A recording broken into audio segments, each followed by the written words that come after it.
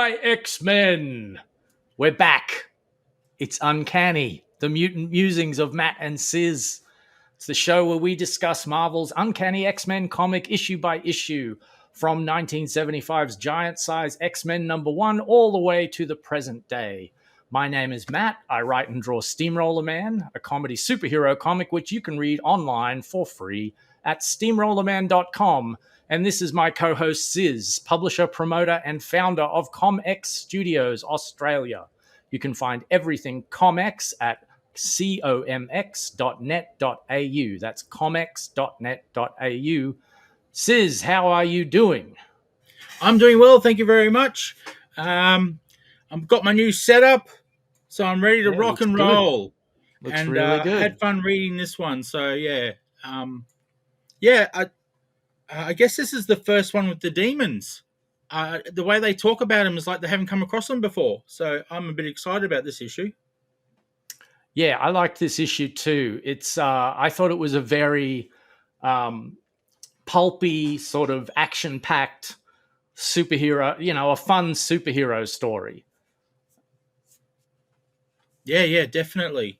It's not what I expected, considering the last issue. I wasn't expecting a demon, but there you go. Right. Or Najare? Is that how you pronounce it? I don't even know. You don't even know either? Good. Because I've only ever seen it on paper. I've never heard anyone pronounce it. Well, one thing I wondered about this issue was, because I don't know, this was written as though like, oh, this is going to be something that, poses a future threat to the X-Men, and beware because you're going to be seeing a lot more of them in future issues. But I don't remember ever reading about these demons or KIERROK, or however you pronounce the demon in this issue that they fight. Like, I never heard of it before. So I'm sort of wondering whether that was an idea that they just kind of planted, but then once Chris Claremont took over the full chores of writing, whether he was just like, nah, I'm not doing that. I got my own ideas and I'm going to go with that. Well, have you ever heard of this KIERROK character? I've never heard of him. KIERROK, or whatever it is, Shatterer of Souls and Slayer of Men. I've never come across him. This is new. But the Najare, or however you pronounce it, that name I have come across before. I think it might have been through... I'm forgetting her name. That's shocking. You mean like Magic? Like Ilyana? Magic, that's it. Cyclops' sister. Colossus. Colossus, not Cyclops. I'm going crazy. You call yourself an X-Men fan? My brain saw the C and said Cyclops.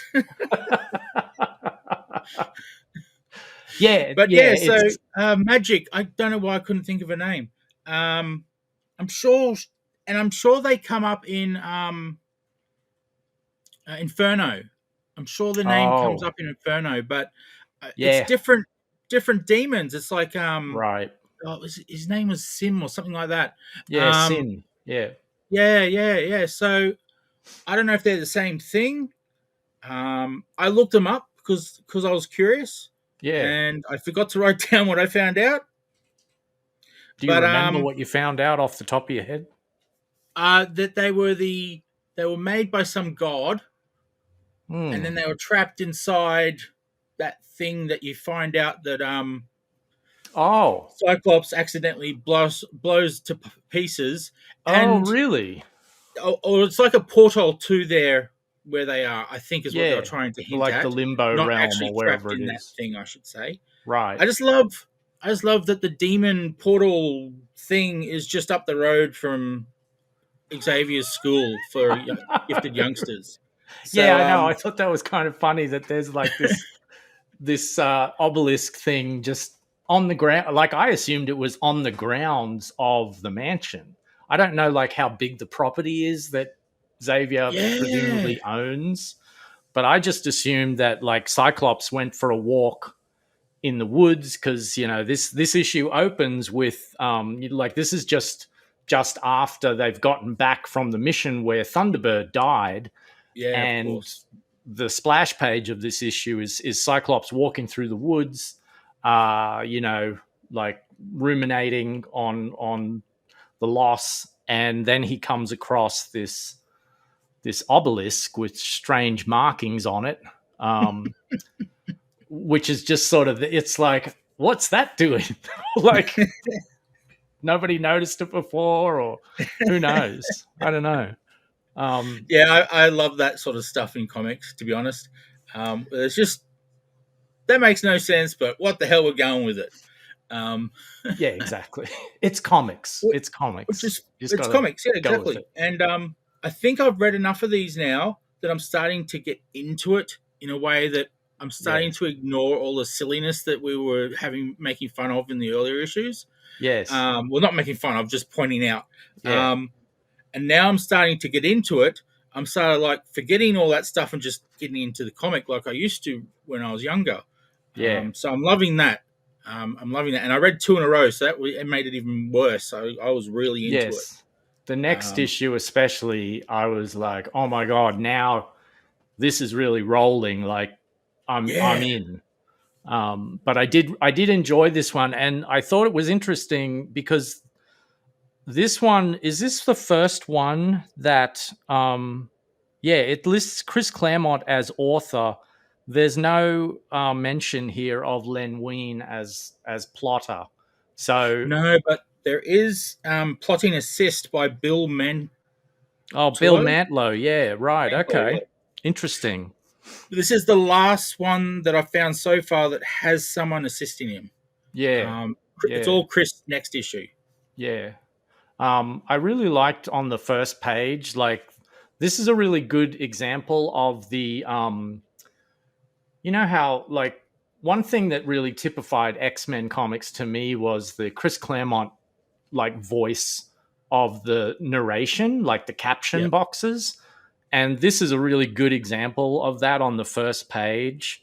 It's something that, like, it just gives, like, that's what says X-Men to me, is the narration, talking about, like, what the characters are thinking and feeling and stuff. Yeah,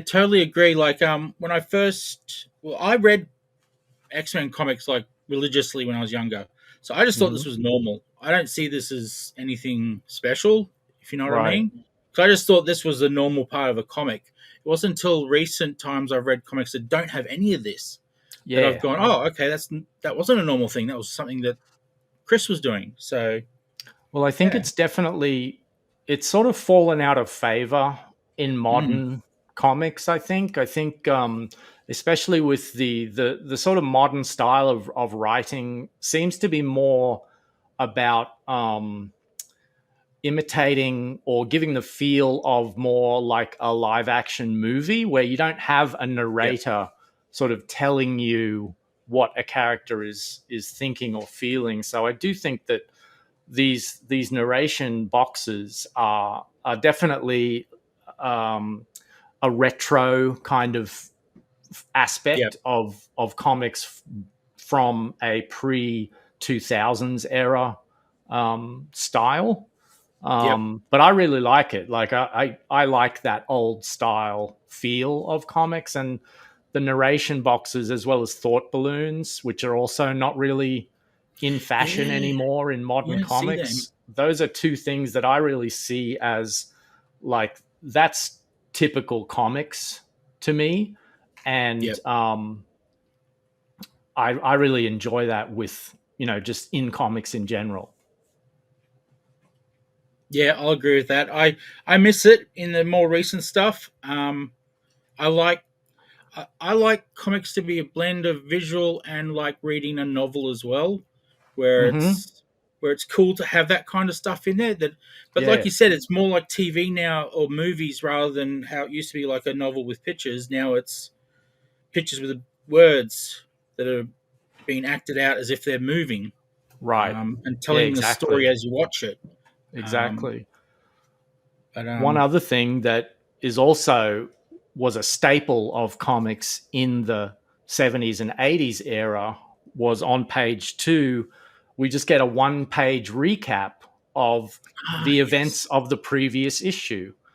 And that was something that was commonly done because they never, because comics were always, they're always trying to find new readers. And the way that you find a new reader is to enable them to pick up any issue and at least kind of somewhat get up to speed with what's going on with the larger continuity of the story. So page 2 does that really effectively in one page. And it just recounts, Cyclops remembering how Thunderbird died in the exploding plane in the previous issue, which I thought very effectively done in one page. That's another thing you don't see in modern comics is that really compressed time, compressing a span of time into a small amount of space on the page.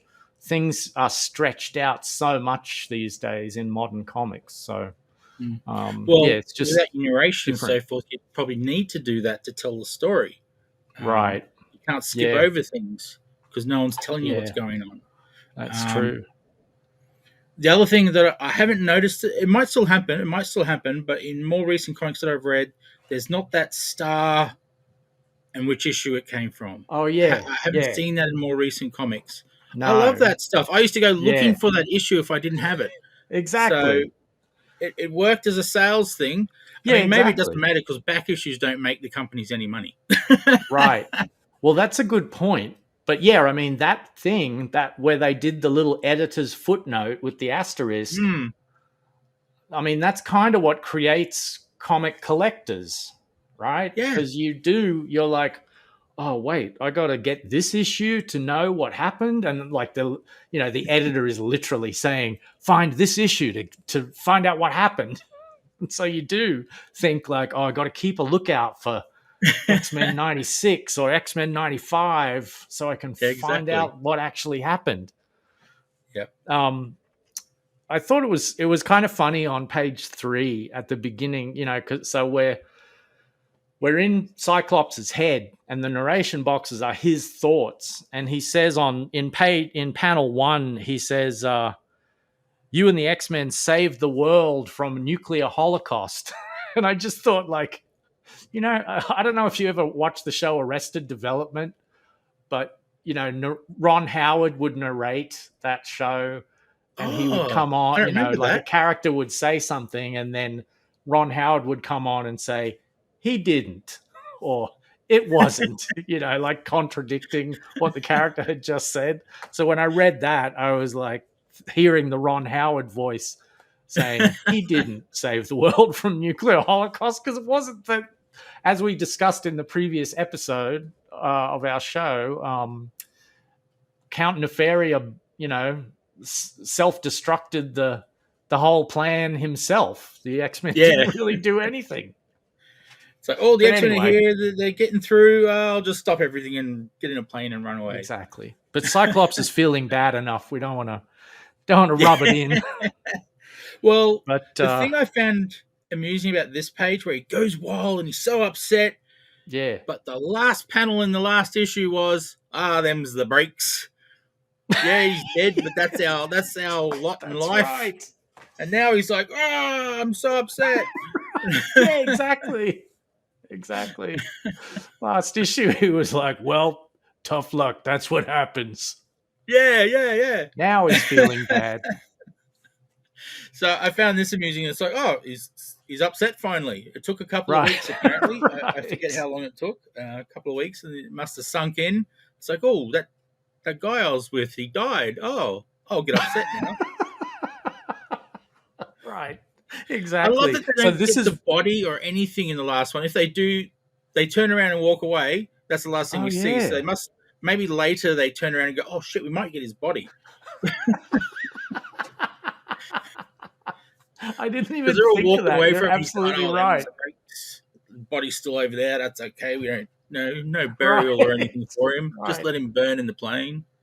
Right. I'm making fun of it again. I got to stop. Poor Thunderbird. R.I.P.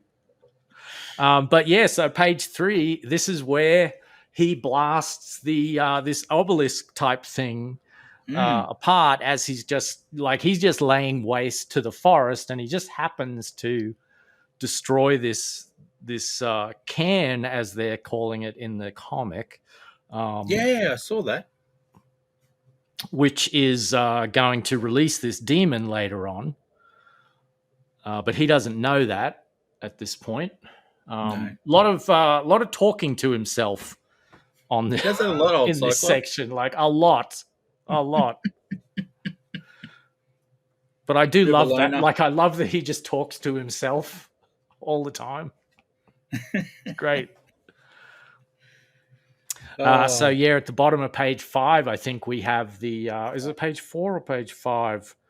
Yeah, page 5 on the Marvel Unlimited app. You can see some sort of energy is starting to escape from this obelisk, which bodes ill for the X-Men. Yes. So then we go to there's a danger room sequence on the next page where the X-Men are all practicing, and Wolverine actually attacks Nightcrawler with his claws here. Going for the kill. And Nightcrawler teleports away. Just in time. Yeah. So this is sort of the first... we're getting the first indication of like what Wolverine's like typical personality is going to sort of become. I think he was sort of like a background player in the last couple of issues that we read, and now it's sort of like you can see that as I think I mentioned on the last show, like I wonder if Claremont sort of wanted to get rid of Thunderbird because Thunderbird was the same sort of cranky like character who was at odds with his teammates as Wolverine is now becoming on this page. So yeah, it's just interesting that that's starting to happen, and we're seeing for the first time like Wolverine's kind of taking it personally when people are kind of making jokes at his expense. And then the whole Berserker at the end of the page, Banshee and Professor X ask, like, what are you doing? Just take it easy.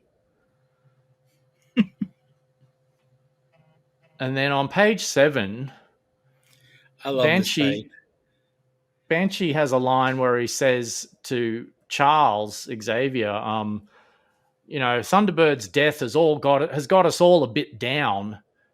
And first of all, I was like, a bit down? A bit down, yeah. Like, yeah, a bit out of sorts today. That angry dude's dead. Died a horrible death. just a bit down. And then so then Xavier said, he just brushes that off completely, and he was like, no, that's not why I'm upset. Like, no, I'm worried about Cyclops. He needs to relax. Yeah. Like, the whole reason that Cyclops is so hard on himself is that Xavier is putting constant pressure on him and giving him like non-stop mixed signals, like, I need you to do this mission. You're the only one who can do it. And then going like, you stupid idiot, you screwed it up. And then he's like, I remember that. He's like, oh, never mind the recent death of one of my new students and the emotional turmoil of one of my oldest students. I've got a new housekeeper coming today. It's like, what a douchebag. Like, he's a complete douchebag. Oh, so much for not ripping these apart anymore. Okay, sorry, that's just the way. No.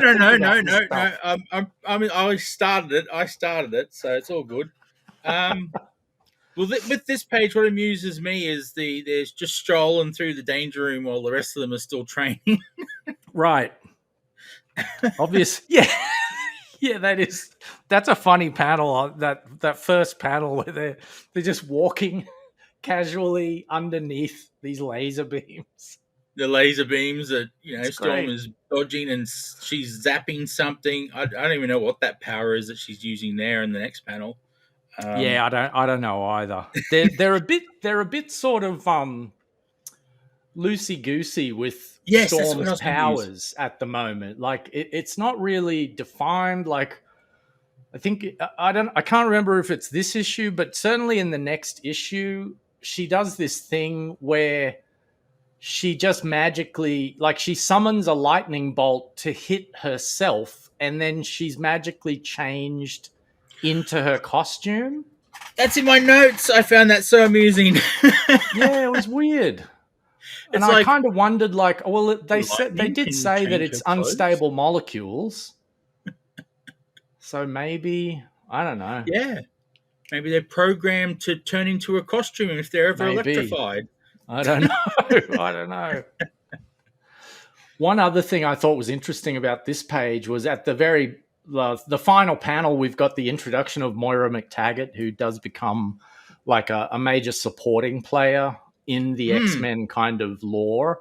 And this reveal of her is a lot like the reveal of Mary Jane Watson in Spider-Man, in the Amazing Spider-Man, when she first appeared. It's almost a similar panel in that it's that famous, like, face it tiger, you hit the jackpot moment where Peter Parker first meets Mary Jane. And this is very much like it. I don't know whether it was just coincidental or whether they were deliberately trying to reference that, which probably happened a few years earlier. In Amazing Spider-Man, but I just thought that was kind of interesting. And it looks like Banshee is sort of like falls in love at first sight with Moira. Yeah, that's for sure. Because he's immediately kind of unable to think of anything else. So then we've done our little sort of catch up bit with the X-Men in terms of the soap opera bit, and the next page starts the actual plot of sort of a running subplot that's going to come in to the next issue. Also, actually, before we move on, another thing. I'm sorry to bring up Professor X's like douchebaggery, but he announces that he's going on vacation. Yeah. One of his students has just died, and Cyclops is having this existential crisis, and Professor X's first impulse is to be like, well, I'm sorry, but I have planned a vacation and I'm going. Like, He does pretty much do that, doesn't he? Yeah. So anyway. I love that he's told no one. They're all like, what? You're going on holidays? Yes, exactly. Exactly. Yeah, it's been planned. I've got someone coming to replace me. Yep. It's hilarious. This one I was interested in, where we get to Dr. Steve Lang. I was really curious about this one in that I meant to actually research it, but I didn't get time. See if this is the first appearance of him. Because I know what he becomes because I've read other comics, but it's just I'm curious if this is where he was introduced. I would say it probably is, but I'm not sure, because I know that the Sentinels have been in, like, they were in X-Men comics before this. Yeah, I this saw revamping. That as well. But I'm not sure if Stephen Lang was also one of those original characters or not. So yeah, viewers, let us know if you know the answer. Leave a comment. Let us know. But yeah, so we start with Stephen Lang, and it's what is it called? He's the head of something called Project Armageddon. Yeah. I thought it was interesting that he's got this secret project, which is not sanctioned by it's not an official government thing, but he's still got a logo for the like he's got a logo for Project Armageddon. And I was like, did he go through like a graphic design process with a graphic design firm? Like, okay, it's called Project Armageddon. I want something like modern, but like compact. It's got to fit on a jacket. It just seems like it's funny to think of like the logistics behind like these supervillain kind of plots. Well, you see that other people are wearing the same outfit as well in a few panels later. Right. So it's not just him. It's a uniform. No, it's a big operation. He's got like on the very next page, you can see this, it's a multi-level laboratory. It's huge. I really liked that first panel on this page.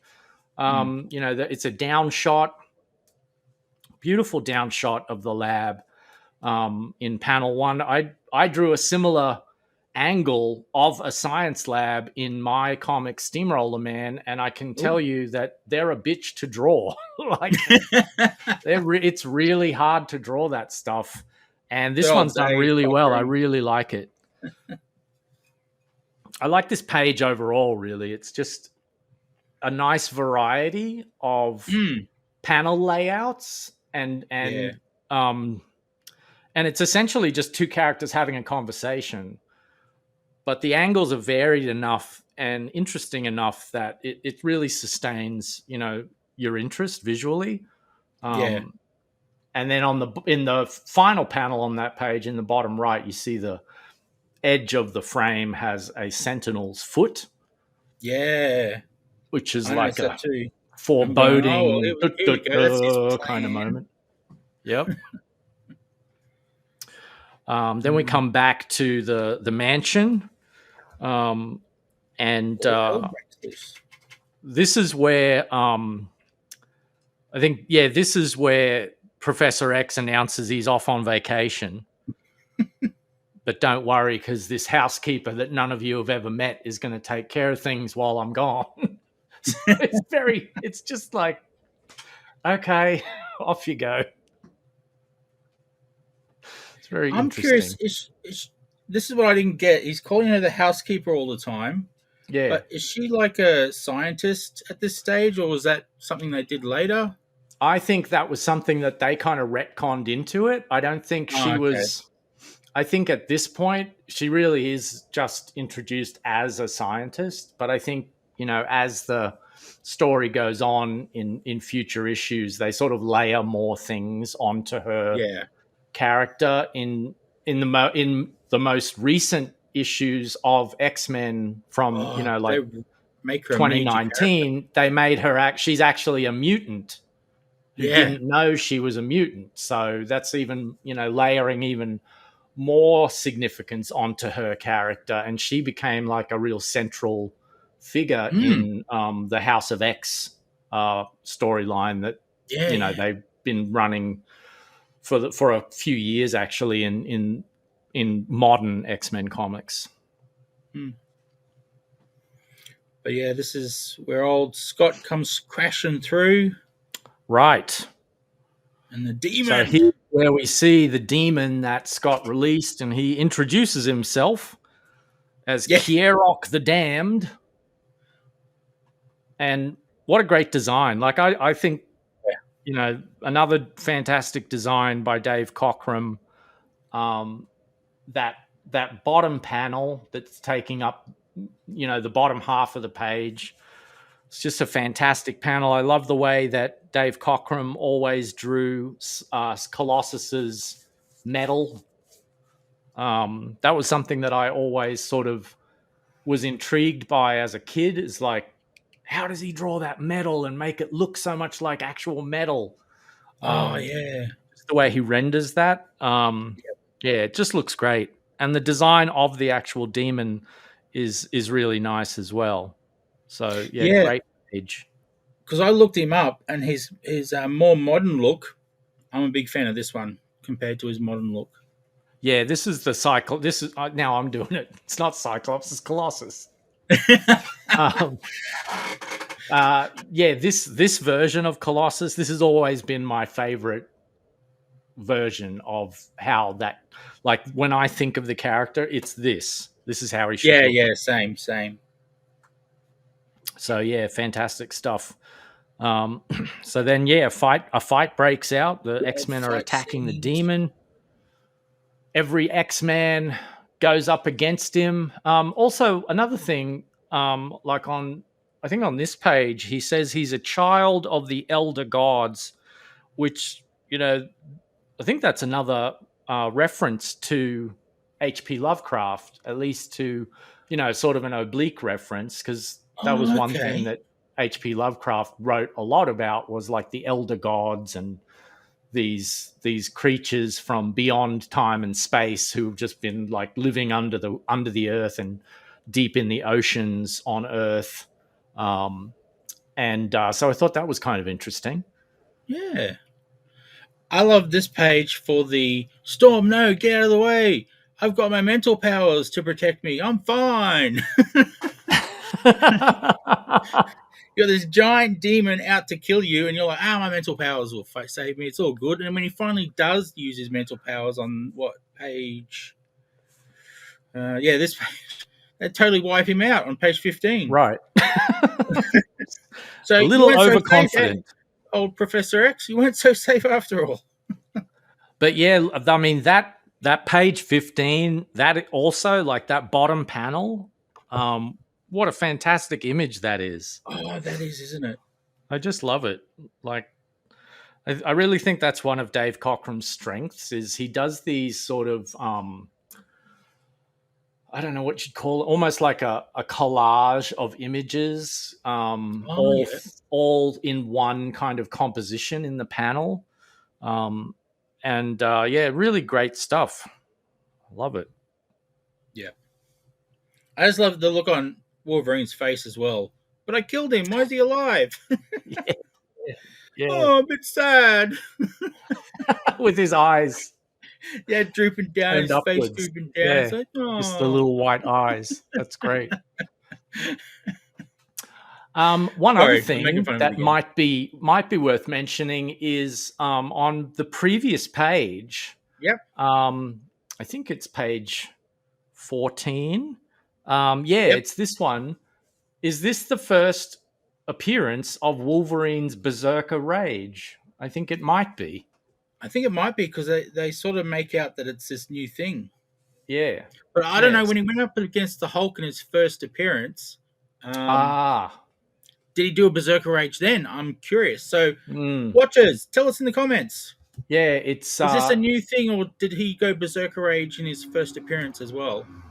Yeah, it's been too long since I've read that issue to remember exactly what the content of that one is. But yeah, interesting question. So, yeah, I wonder. And also Moira, I like that she comes running in with, where is it? I can't find it now. She comes running in with a machine gun. Oh yeah, that's coming up. It's it's the next page. Oh, there it is. Sorry. Yep. Yes. I'm getting all mixed up. I love that. Yes. The housekeeper's got a machine gun. Right. So not only so many questions, brought up by this panel of Moira bursting in from the armory. Like, she's only just arrived, but she not only knows where the armory is, but how to access the armory, which you think would be locked. Because it's like, well, there's a bunch of guns in there. Maybe you want to keep it locked, especially because it's a school. It's a cool bunch of kids. Yeah.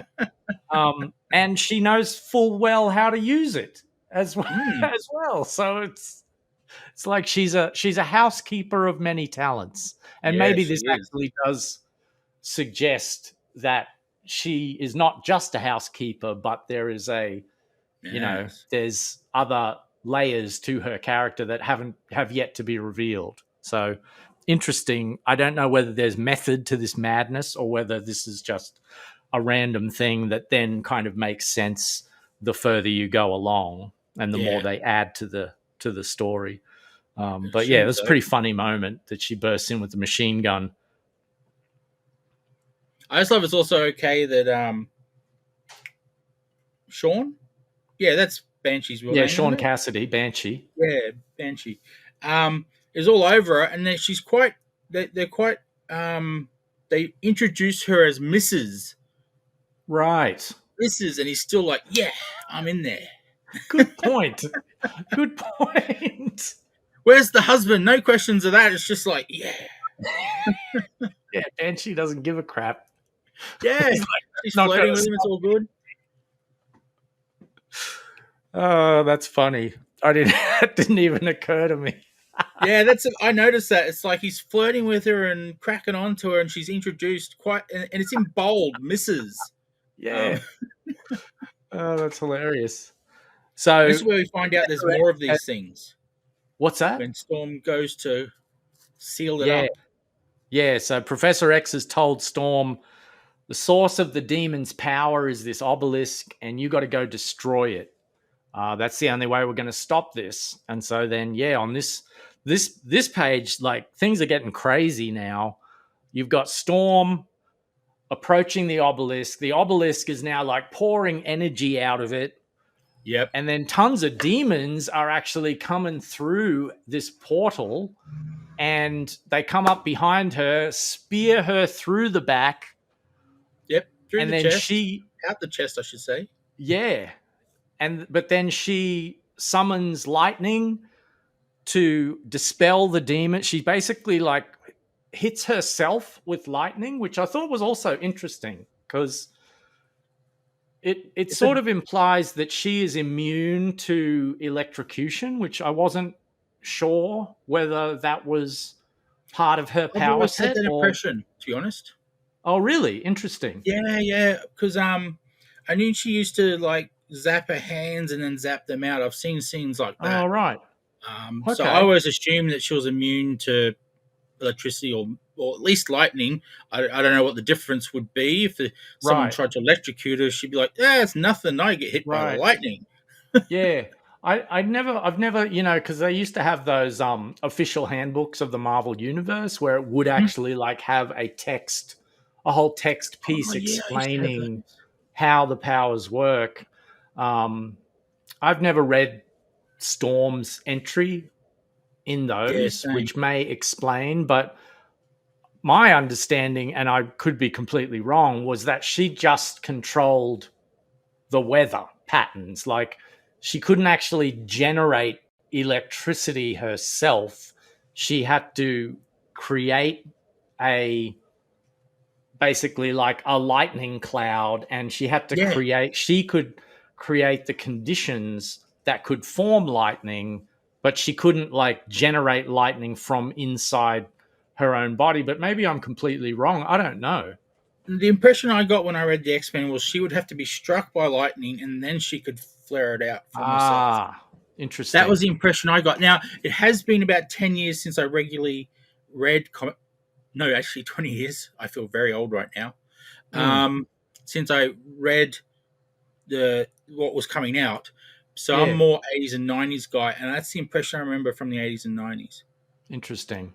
Yeah. I don't know. I mean, not that it doesn't matter because it's all fantasy anyway, but it's just interesting that I didn't I never realized. So anyway, but this page is action packed. And the bottom of the page has another one of those great page turn moments. Because she's summoning lightning. It knocks all the demons off of her, but then a bolt of energy shoots up from the obelisk and hits her at the bottom of the page. So you're like, oh my God, what's going to happen? And then more of these demons come out, and they're actually like starting to pull her down into the obelisk on page 18. And now we see flashbacks to her childhood as a street kid in Cairo, which I remember seeing flashbacks in other issues. So this is something that is like this is canon to Storm's sort of origin, and it's been revisited many times. But I guess this is the first time that we've seen any glimpses of it, which I thought was interesting. So it sort of establishes that while she's this very powerful mutant, she is claustrophobic, and she has this fear of enclosed spaces and being trapped. So that's interesting that even the most powerful characters in comics, they always give them a weakness, which gives depth to the character. Yeah, and I like how she's showing off the fact that the term was coined many, many years after this, the whole Omega mutant, because she really shows off her powers in this. Yes, an Omega level mutant, yeah. Yeah, which I know didn't exist back then, but they brought that in as a term. Some people hate it, some people love it, whatever.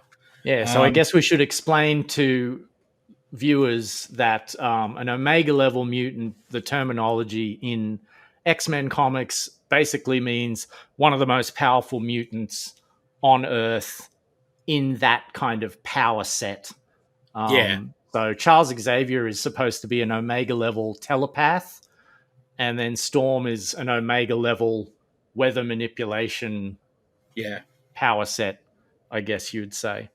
She is very powerful because she summons a bunch of lightning again and does completely destroy the obelisk, the cairn, which then dispels the demons. And that brings us to the final page. What's that? I was a little confused by this scene because Xavier tells her to go seal it, and she ends up destroying it. I'm like, is that sealing it? Destroying it? I don't know if that works. But he gets rid of the demon. That's a good point. They're gone. Well, I guess it does the trick. Whether she's sealed it or destroyed it, it's the job is done because on the last page we see KIERROK, who I guess is the final and most powerful demon of this issue. He's destroyed and he disintegrates into a pile of dust at Professor X and Cyclops' feet. Yes. And then this is where you get the bit at the end that I was referring to earlier, where Professor X says that foreboding line, like, well, I'm sure this isn't the last we're going to see of old KIERROK. So maybe we will. I don't know, because as I've said before to you on this show, I have big gaps in my X-Men knowledge. That there's big gaps in the series that I haven't read at all. So maybe he does come back. I don't know. And then the final panel is a bit dark on this page. We go back to Colonel Rossi, who was the guy who was visiting Stephen Lang earlier in the issue and having an argument with him about the US military is not going to support your work. And then Stephen Lang says, we'll see, and gives this very sort of ominous farewell to Michael Rossi. And the reason is Michael Rossi has now died in a plane crash that is almost certainly caused by Stephen Lang. So Stephen Lang has taken out his enemies. And it's interesting because one of the cool things that I always liked about X-Men, especially in the Claremont era, is the way that he would have multiple subplots sort of, they'd be overlapping and weaving through multiple issues. And this is, I think, the first example of that. So, it's cool. I love that sort of stuff where he'll just drop in a scene that's a couple of panels long that sort of makes you go oh, what's that? Who's this guy? What's going to happen? Yeah, what's that all about? So I've never really noticed that, but now that you say it, there was always that when I was reading it. There was always so many plots going on at the same time, and I think that's maybe why I fell in love with the X-Men, because it wasn't just bang fight issue over, bang fight issue over. There was all these little things going on all the time. Yeah, and I think from a writer's perspective, that's very useful because when you do sort of naturally reach the end of a scene that you've written, but you don't want to immediately cut to the next scene with the same characters, it's helpful to have like something to cut away to that's just a Yep. completely different set of characters and a completely different setting.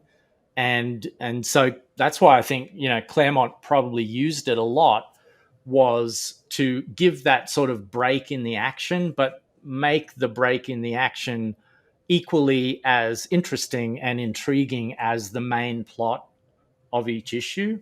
Yeah. So it's really well done. Like it's interesting to go back and read this as an adult and to just analyze the craft of it, Yeah. of like, how was this written, how was this put together, how much of it did Claremont sort of have in his head ahead of time, and how much does of the story seems improvised on the page. A lot of the stuff that I sort of make fun of is stuff that I think is probably almost certainly improvised on the page and wasn't planned in advance. And I Oh, think okay. that's maybe why it seems a little bit like illogical or silly, because it's like, oh, well, he just had to write something there.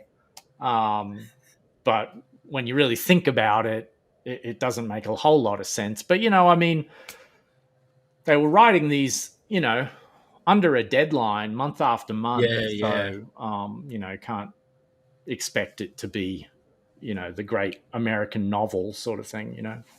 So, Well, that's the end of this issue, which yes, I it guess is. brings us to the end of this episode. It does indeed. And Matt, this is time for you to tell us what is the band name of this issue.